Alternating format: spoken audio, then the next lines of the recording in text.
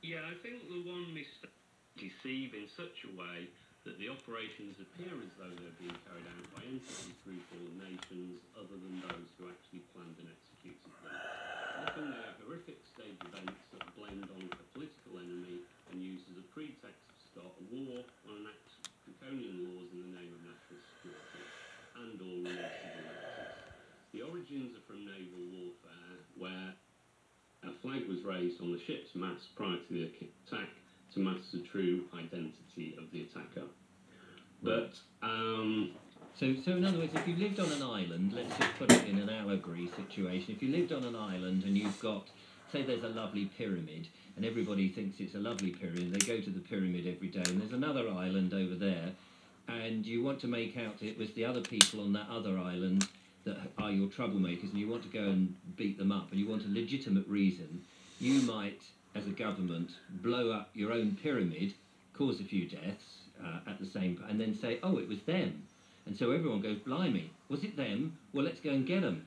Yeah, that's basically how it works. And unfortunately, that is used way more often than people realise. And on a scale that, you just wouldn't think how people, the people living in a certain country, that the government would do that to their own. No, exactly. So what you're actually talking about there is something called the big lie. So if someone tells you a small lie, you might be able to spot it, for example, via body language tic or a tonality. If someone tells you an absolute whopper, that can be much harder to spot, even though you'd think it'd be easier because it's bigger. Yeah. And the truth is, the big lie is more credible because it's incredible. I.e., most people cannot wrap their heads around the fact that someone would be so devious or evil to do something that they instantly dismiss it as a possibility and look at the person who's telling them as a raving lunatic. Yeah. And the big lie has been used a lot throughout history, so this isn't something that's a one-off. And in the book, you go on to mention these things, which if we do here, then there's a possibility that the shutters come down. And as you read that, you go, no, can't be. And then you'll calmly and very gently show how that could potentially be the situation. And in the end, you start going, well, yeah, I can see what you mean. And then it's up to the reader, of course, to take away whether they still believe it or not. But you keep just unpeeling from, say, a window little bits of light. And as you're peeling it, you've got the chance of putting those sort of stickers back on that window, but they're not as secure when you start putting them back than when you take them off, because the two examples I use early on in the book is the HMS Lusitania, which was a false flag to try and get the Americans into the First World War, and Pearl Harbor in the Second World War, because whilst they'll still have some emotional reverb for a lot of people, now that we've got new generations coming through and are less emotionally attached to remembering the events at the time, it's probably easier for people to, as you said earlier on in the conversation, about, okay, that happened 60, 70 years ago, I can understand that, but no, that can't possibly be true about this one. So what I've tried to do in the book, and on the ones I have shown, I call it a section called The Hunt, is say, okay, here are the tactics they use, here's the evidence from 2 or 3 more recent examples, you decide for yourself whether you think that's a false flag or not. And again, it's about giving the reader the freedom to decide for themselves rather than sort of ram it down our throats. Yeah. So one of the questions, of course, from those sort of events would be, why would respected members of a government go along with this? Because not every, some of these false flags, some of these events are so complex that so many people would have to be in the know. So it's not just the respected members of society, it's also other people who are engaged to do it, who may not know, the whole story. They may have only been given a little instruction. But at some level, some people will have started to join the dots. So what stops them from becoming whistleblowers before that happens, and blows the whole the whole lie out of the water? Yeah. So you've got two questions there, basically. Why do they not say anything, and how is it kept quiet? Mm. So let's deal with the second one first. How it's kept quiet normally is via stuff like hyper-compartmentalisation. So the best example of this is like the Manhattan Project when they're developing the nuclear bomb. I think there was something like 120,000 people involved in that, but it didn't leak out. So the fact that lots of people are going to know and therefore will talk, which is a sort of natural thing we think, because if there's power in information, and we're humans, we like to talk and share information, that's the case. But with hyper-compartmentalisation, you may only know a small part of the whole and cannot possibly use that one piece of the jigsaw to see the whole picture. Yeah. Now, why do they keep quiet once they've found out? I mean, we do have whistleblowers, but they're few and far between. Most people won't whistleblow because they normally get annihilated.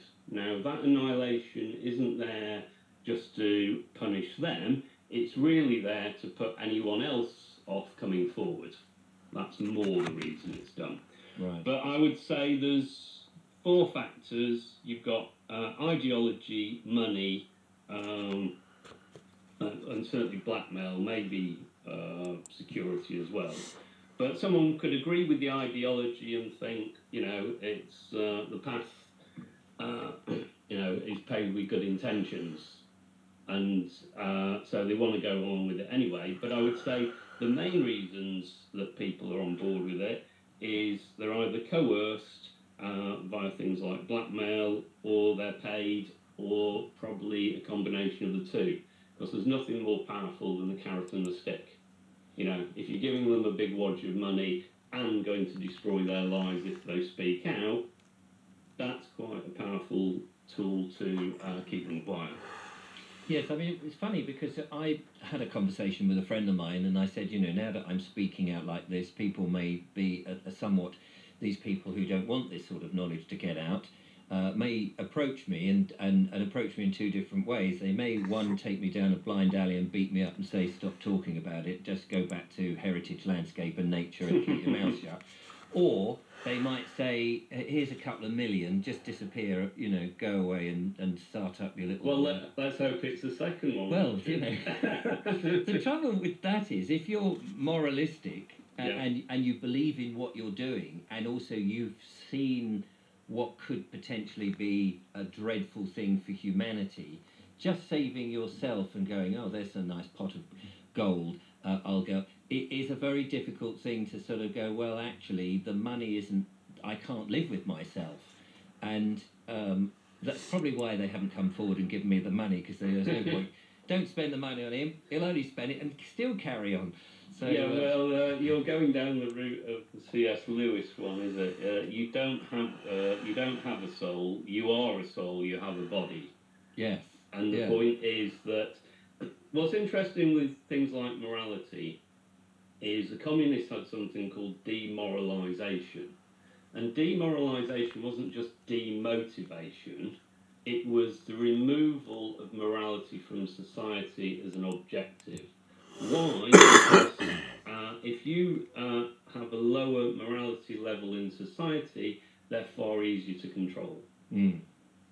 And I think this is one of the problems with, for example, the empire collapse cycle that I referenced in the beginning of chapter 7 and John Grubb, is a lot of these empires generally fail after the 240 to 250 year mark, which, if we're looking at the USA, for example, or we could claim it's sort of the Anglo one, but if you just take the American situation, they had the revolution in 1776, it's now 2023, I think that's around 248 years or something. I haven't done the exact calculation, but you're right bang in that 240 to 250 average for the empire to collapse. And some of the things that designate the end of an empire is a huge increase in a welfare state and mass immigration. So these are things that have happened to previous enterprises. I'm not saying it's good or bad, but generally those are like, if you want to have a tick box indicator of is this the end of empire, then I would say pretty much exactly what's happening in the US at the moment would indicate exactly that. Yeah, and you can see, if you see some of these videos in which they just show that how the morals have just disintegrated and people are on the streets and people are just burgling and the police can't control. Another classic sign of end of empire as well. I'm not saying those things don't happen at other times as well, but certainly that's one of the key factors, yeah. So the question that people in that situation might be going, well, blimey, this is dreadful. But how does the new empire start? And is that a more creative, positive time? So that actually, if it is at the end of one era and we're going into another, is it a good time to be around to see the end of one and the start of another, or is it a really dreadful time to be around because you've got uncertainty for the future and a sort of certain end to the current situation? Well, you could argue that depends on your geographical location and whether you're in the end of the empire or whether you're located where they're just starting their new one. Yeah. So maybe you have to think about moving house, Richard, at the end of this conversation. I might well be. I need that island where I can have my own, my own little empire, and I can have my own little border and say, no, look, these are my rules. Just leave me alone. The rule is it's not about being on your own, but it is about localism and a smaller community to get you through some of the nonsense. I think. Yeah, absolutely. Do you think? That's with what we've been saying about some people having to wake up, some people already waking up, some people realising that actually what we've got at the moment is likely to change, that community that has become more atomised will start to have to, I suppose, become more cohesive in order to stay together, to survive. Yeah, I think the one mistake they made with all the COVID nonsense is it woke people up to how important other people are in their lives. Right. And we all started, after being banned from it, although some of us never stopped it, of course, started hugging each other, and sort of it was a return of humanity in a certain way. And I think that's a seed that's been planted that isn't going away. Now, yeah. Sorry, go on. No, go on. No, just saying that I think, now that ball's rolling, it's like a snowball. Okay, I think I gotta pack it in on this monitor. Yeah, it is the monitor, I'm pretty sure. Let's try this.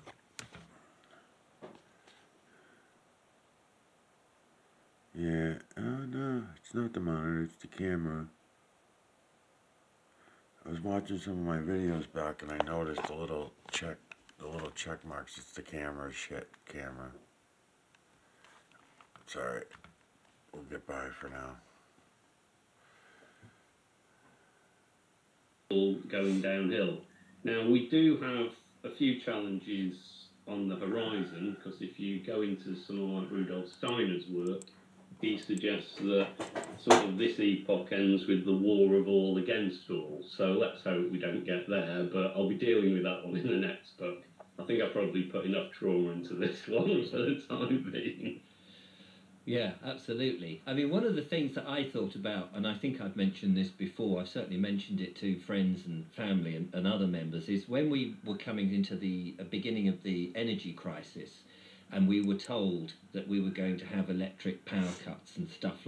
So this is one of my moon videos that I have on the Michael Oziak channel, and I usually, in the old days, up until the Harold Koch series, I used to only go for full moons. Otherwise, I kind of was getting bored if I didn't have all the imagery from a full moon to extract. I didn't want anything missing. But then when it came to the timelines, under the Harold Koch series, Wolfie was busting my balls about my cropping stuff, and the way that I was cropping with the telescopic lens and all that. So that brought me to inventing some new cropping tools, and also looking more seriously at the timelines, because when I realized going from triangular to the crescent, it's still a triangular crescent. It is. It's still I couldn't get rid of the little triangular shape to it. And I'm glad I didn't, because between what I learned during that time and making the tools, and now learning about all the other timelines, it's coming full circle now. It's unbelievable. I don't want to say full circle, but it's coming round. I don't want to say round either. I got to think of new terminology.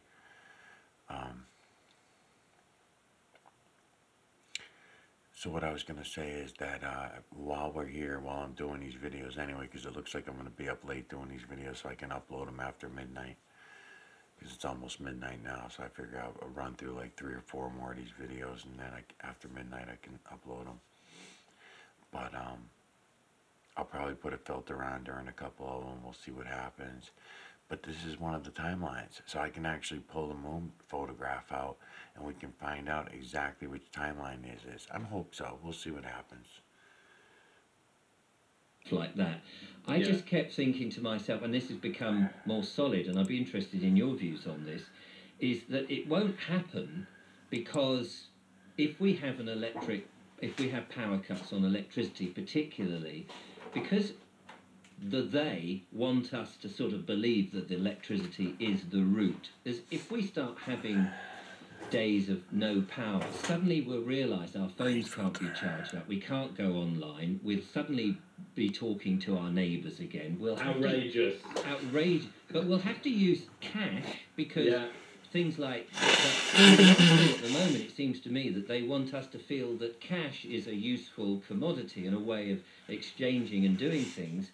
And if you've got a wood-burning stove or any other means of cooking, even if it's a camping stove, that you can be independent. And I feel that that's why they won't cut us off from these things, because I remember the 70s when we had those, completely. Unfortunately, so do I.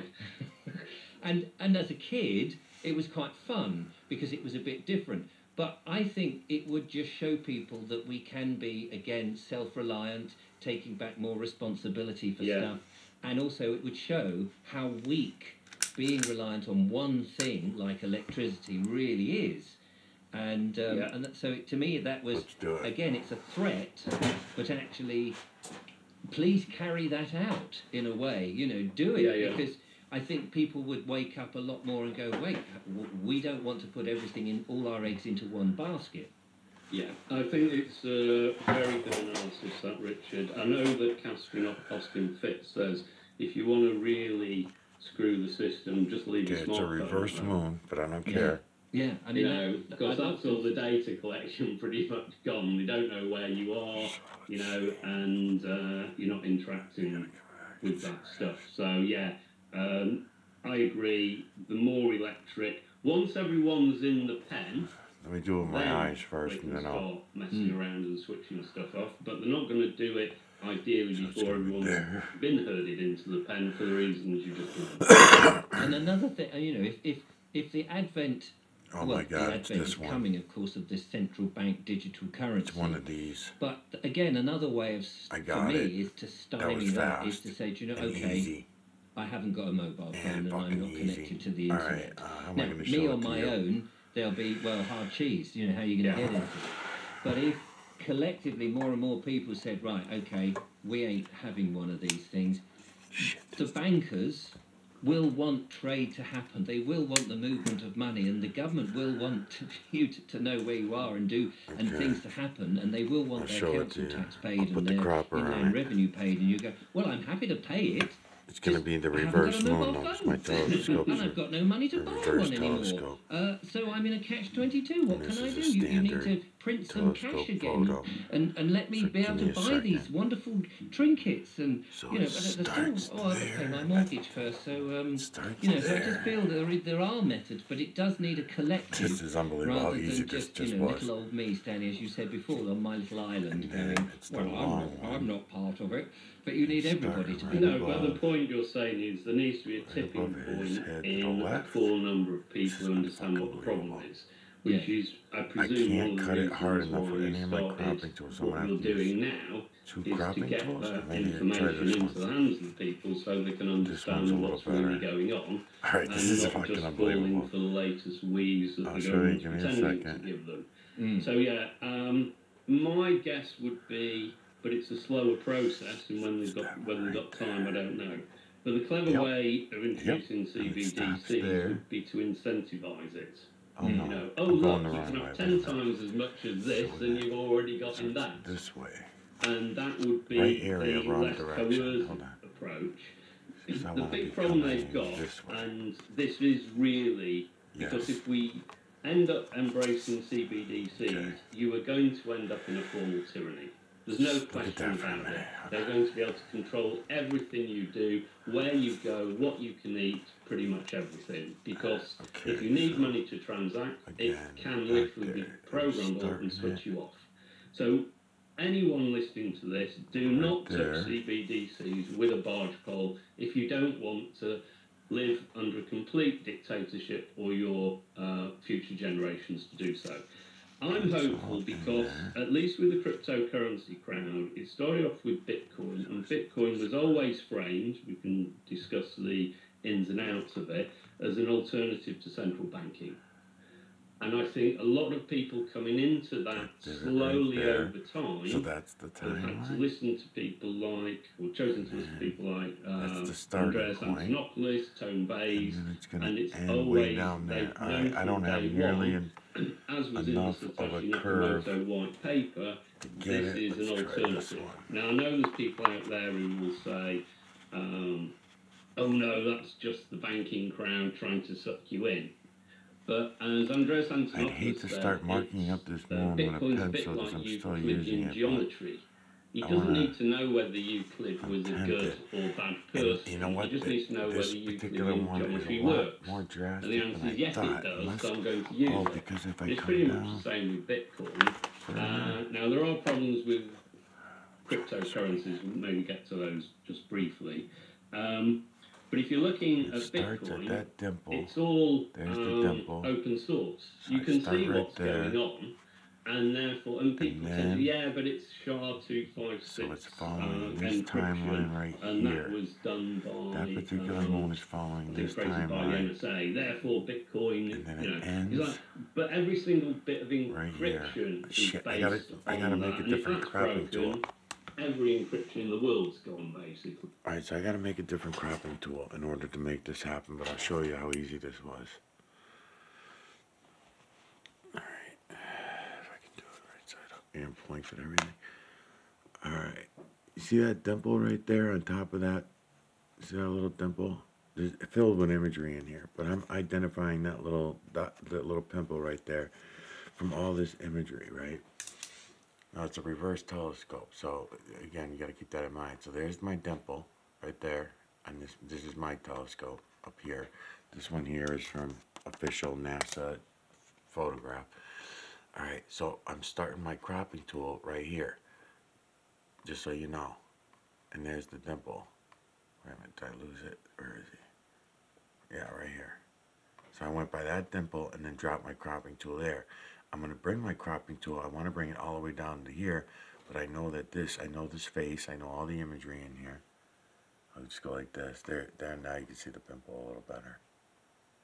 And I'm going to bring it down to here, and I know I want to come past all the way to this area, but I know this area, okay?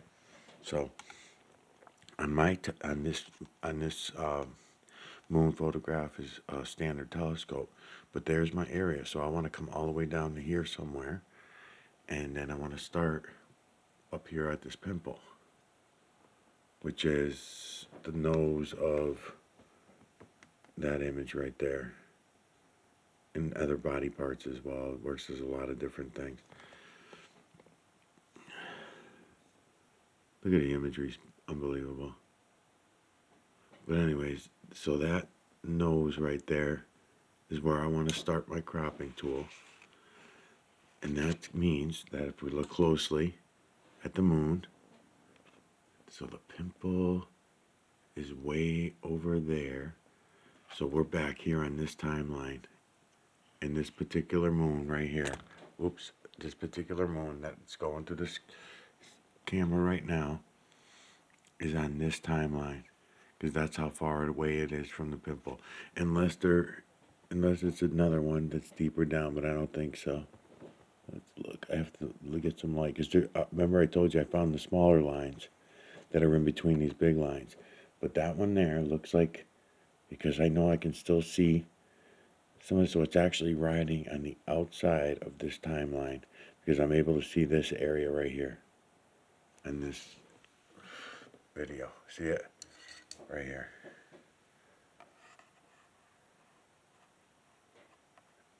Again, I'm identifying all the imagery. That's how I know where I'm at on this.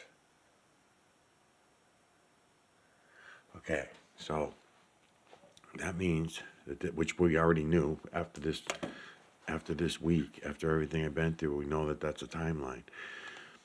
So this timeline right here is coming down this way, and it's cutting right through here.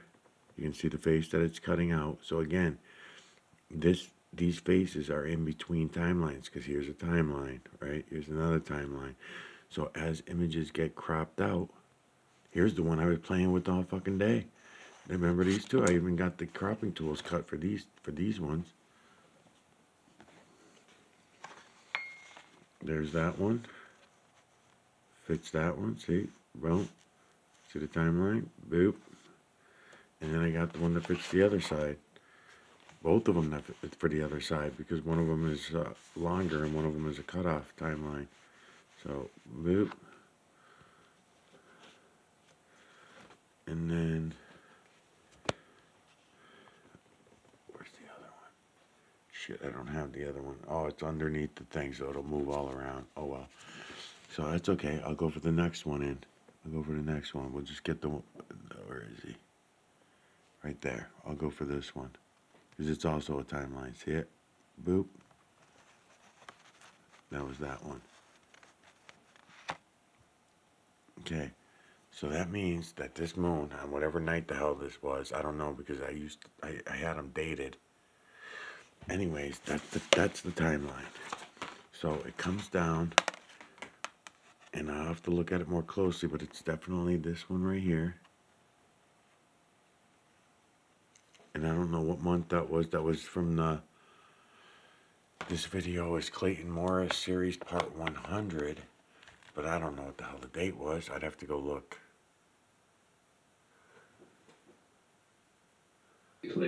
So I think there are people that latch on to things incorrectly and jump to the wrong conclusion. That's not to say cryptocurrencies are problem-free. Okay. So if we're talking about decentralized ones, they're fine. Centralized ones, you don't want to touch with a barge pole, because centralized systems... This is it. We got it, man. This is it. Beyond this that, is it. The fucking scams timelines there, are all working out. We'll have a washout at some point, and then they're falling right on those shadows. What they're telling us are shadows. I have a These personal are opinion on some of those, but I'm not a financial advisor, and I can't give any financial advice. So people do your own research. Absolutely, yeah. No, I mean, the thing is, I mean, exactly. Panic. That's what you want. A bit of panic.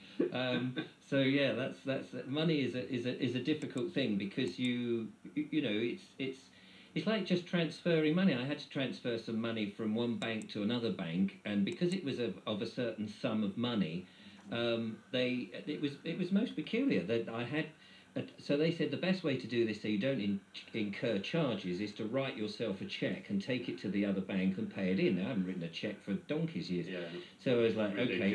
And then they came back, and then it was rejected, and they said, oh, that you didn't fill it in right. And there was a little tiny mistake, not that I made, but somebody had put a naught in front of my, I think, cashier had just sort of looked at my account number and said, oh, that should be a naught, I better change it. So that was rejected. Then I had to go and do it again. And then they rang me up and they said, this has been made out to you. I said, yeah. and it's going into your building society. I said yes, and he said, did you intend to put this in the building society? So I was like, no, I intended to give it to a tramp on the street. Yeah. Of course, what do you think? I mean, I know they're doing their duty, and of course it's that whole problem about you people believe when they put money in the bank, it's their money. And here's a conundrum that I can't work out. If you're being paid by whoever your employer is, they're not giving you the cash these days so that you have a choice to put it in the bank. It's a bank transfer that goes into...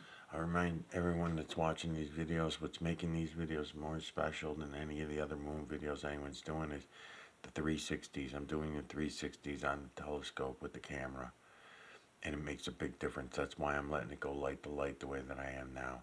I'm allowing the light to crop the images for you as the shadows come in, and you'll see that they're always the same. It's not a hallucination. It's not just seeing what you want to see. You're all going to see the same thing over and over and over again every time we look at these moons come through, because you'll get to know the imagery and memorize it. To the bank. Now, when it goes into the bank and they say, but it's our money until you have it back, you've got no choice if the employer is only going to give you it via a bank transfer for it to then disappear into somebody else's account to make money from it or do whatever they want with it until you claim it back. And then when you claim it back, they say, what are you going to use it for? I mean, the whole system is totally bonkers. Well, it's worse than that, because when you really go into the fundamentals on money, I mean, you can try this one, Richard. Go into the street and ask them, what is money, where does it come from, and how is it created? And I bet you...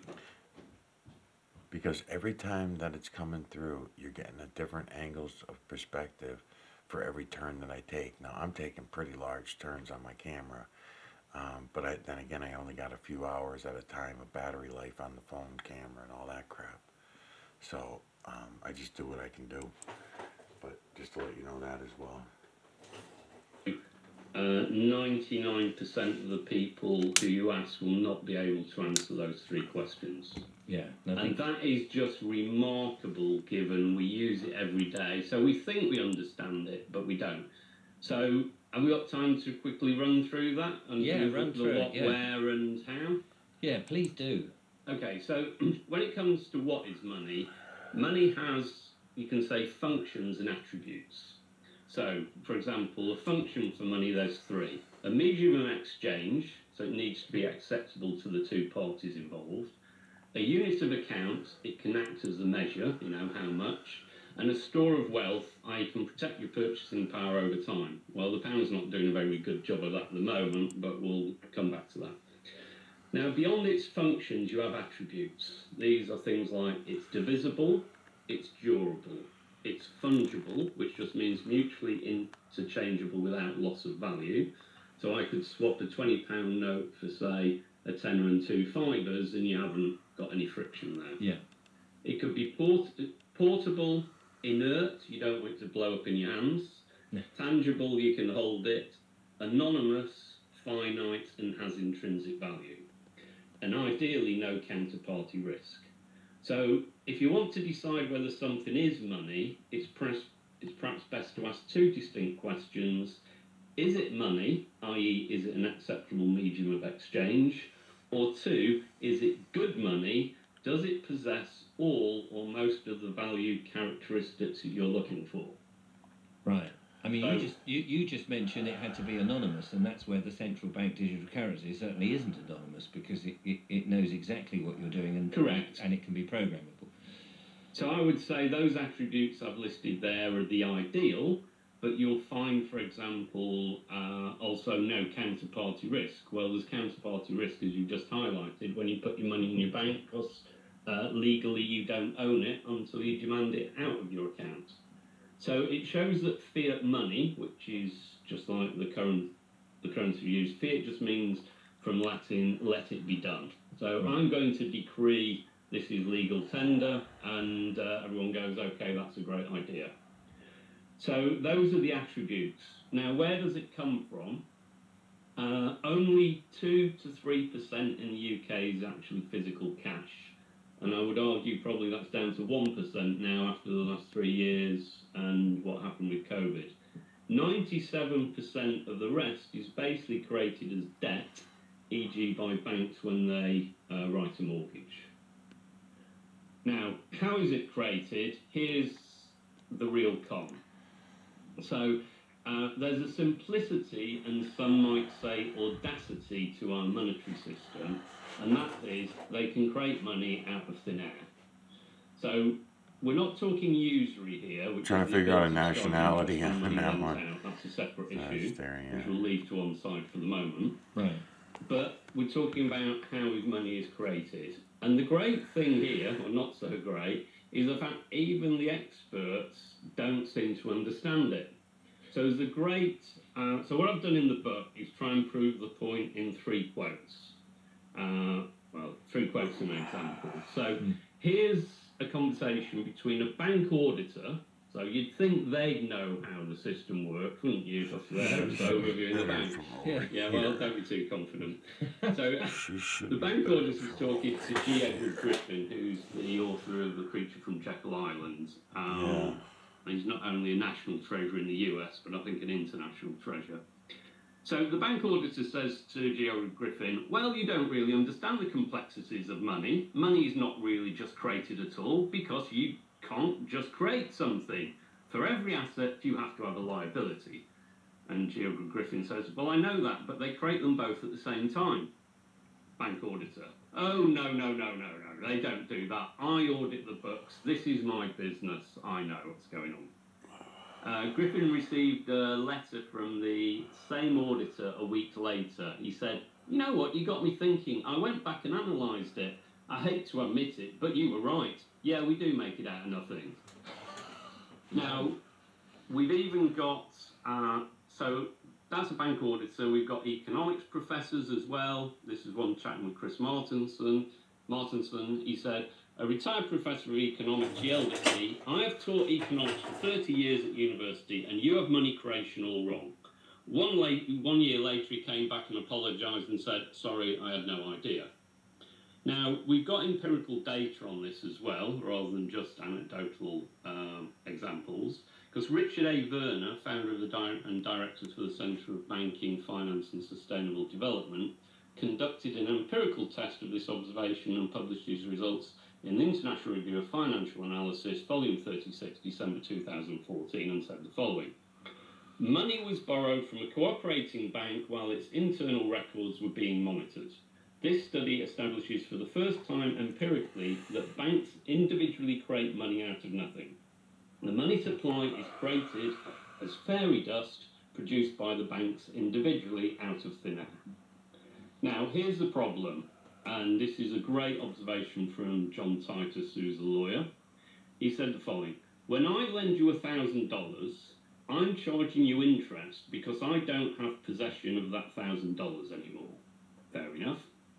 That's not the case with commercial banks. The bank is charging you interest on something that did not exist to begin with. That is not interest, that is taxation. Wow, yes. Now, well, let me give you an example. So let's bring it into the real world, but an extreme example. Let's open the Bank of Vobes. Oh, lovely. Yeah? I'm keen on that. I know this is an extreme and ridiculous example, but it's going to make a point. Yeah? So the Bank of Vobes.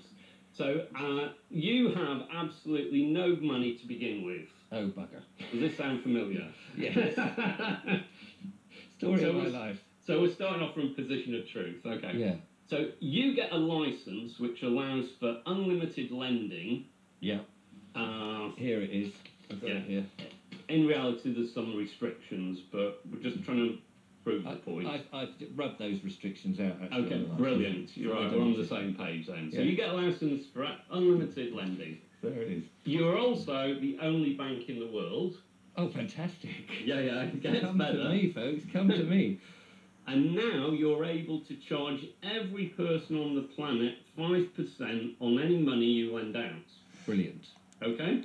Yeah. So in happy with year that. one, we've got, let's say there's 8 billion people on the planet. That's disputed, but that's a different discussion. Please don't all queue at once. No, That's all no, I can say. they're all coming. They're all coming. So 8 billion people on the planet, and everyone wants to take out £1,000 loan from you at 5% interest. Oh, blimey. Hang on a minute. I have to check how much. You might be busy. Yeah. So that equates to £50 a person per year interest. Yeah? Right. Yeah. So if we multiply that up, 8 billion times £50, we get to 400 billion. Ah, that's nice. It is. Yeah. So at the beginning of year one, you had nothing, Yes. but just because you have the privilege to create money out of nothing and charge interest on it, you're now up to 400 billion. Marvellous. By the end of year two, you have 800 billion, and by the end of year three, you have 1.2 trillion. But actually, you're going to have more than that, because what you're going to do with all those billions you sat on. Yeah, well, I can't just keep them as furniture, can I? You're going to invest it probably in some real assets. Yes. And if you extrapolate that process over a long enough time frame, you will own up owning everything in the world. Right, okay. So if you wanted to devise, I say in the book, if you wanted to devise an evil genius master plan to take over the world, and let's face it, you've got the luck for it, the power to charge interest on money that doesn't exist and then exchange that for real assets would be a very effective way of going about it. In other words, it's simply a means of exploiting wealth from people without being noticed. You just need the white cat to stroke now, Richard, and I think we're there. Hello, Mr. Well, that, I mean, it's amazing, isn't it? And the thing is, I mean, that's an extreme version, as you say, but that's what goes on. But that's the process going on. It's hidden because it's not that extreme in reality, but hopefully anyone listening to this will understand that if you have that privilege, you are going to get rich at the expense of everyone else regardless. So the question is, who gives you that license to do that, to begin with? Well, that's normally the politicians that will then allow for the license, but the politicians are already owned by the bankers. Right, okay. I mean, so I showed that in, for example, with Woodrow Wilson, we won in around 1912, and then we had the Federal Reserve in 1913 and the first income tax in the States. But this has been a process that's gone on for centuries. Is most politicians, unfortunately, don't have that higher set of ethics and are quite willing to sell the country down the river for not that much in the end. It's so funny because now all I can think of it now, I can't even sleep because now I was thinking I want to make cropping tools that fit all these timelines. Because they all have their own unique shapes, all the timelines. So I can't get away with using cropping tools anymore. It was working good for me for a while, but now, why even bother? I might as well just make the right, at least for the larger ones at least anyway.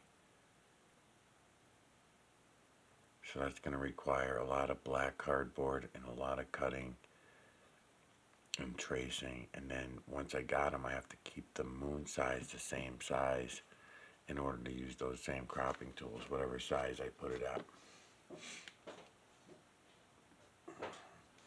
Blimey. Now listen, Fergus, we're coming up to the end of the hour, and in order to make these sort of into, I was going to say bite-sized chunks, but this has been a quite an involved conversation, and we've swam around a number of different subjects, which has been absolutely brilliant, and I hope the audience has appreciated it. You have a whole load of solutions in your book, and it would be great to talk about some of those, because we're in this sort of very dire situation, and people either recognise that or will recognise it as time progresses, presumably. Would you come back and tell us more about some of this, particularly if you get a few sales on the back? Yeah, you're going to go out and buy 10 immediately, are you? Yeah, that's it. Right. Yeah, sure, no problem. And I think it's important that I'm also seeing that we need to progressed from doing the war reporting, and it is a war in my opinion. That war is psychological, biological, and spiritual. But I think there's also, I didn't want to, because there's a lot of people detailing the problem, but I think you're one step short if you're not offering some solutions. And some of those solutions tend to be very simple, but not easy. Right, and it would be good. It would be, I mean, from my point of view, just personally, and running the channel here, the last thing I want to be doing, as somebody said to me, you know, don't just do the devil's work by making people frightened all the time by telling them, oh, I've just found this out, and I found this out, and I found this out, which I know a number of other channels do that, and not actually give people hope, because otherwise, you know, they may not want to come back and listen, and we all need to know what is the best way to defend ourselves and you know, and hold on to our wonderful life, as it were. I'd say certainly my idea is that I intend not just to survive this process but thrive through it. And I think there's a couple of things. Certainly how to communicate the truth to others without alienating them is certainly the communication solution I often talk about and offer to people. But there's a whole raft of A to Z solutions in chapter 13, which we can come back and go through if that suits. Yeah, no, I think it would be interesting. I think we certainly whetted people's appetite on this. There'll be, I'm sure, people who just come curiously and going, really, I had no idea. And of course we haven't really touched on to the specifics as such. And then there's those that are already in the know and going, yeah, I know what you're talking about. And a lot of people will be eager to hear the solutions, and I think that's so very important and vital. So yeah, please do come back when you know the time suits. But in the meantime, the book is available everywhere, is it? In normal places? Well, two main places. One, you can get it on Amazon. That's anywhere there's print on demand. So it's most Europe, UK, most of Europe, US, some further away places. If anyone, that's only the paperback though. If people want the hardback, probably best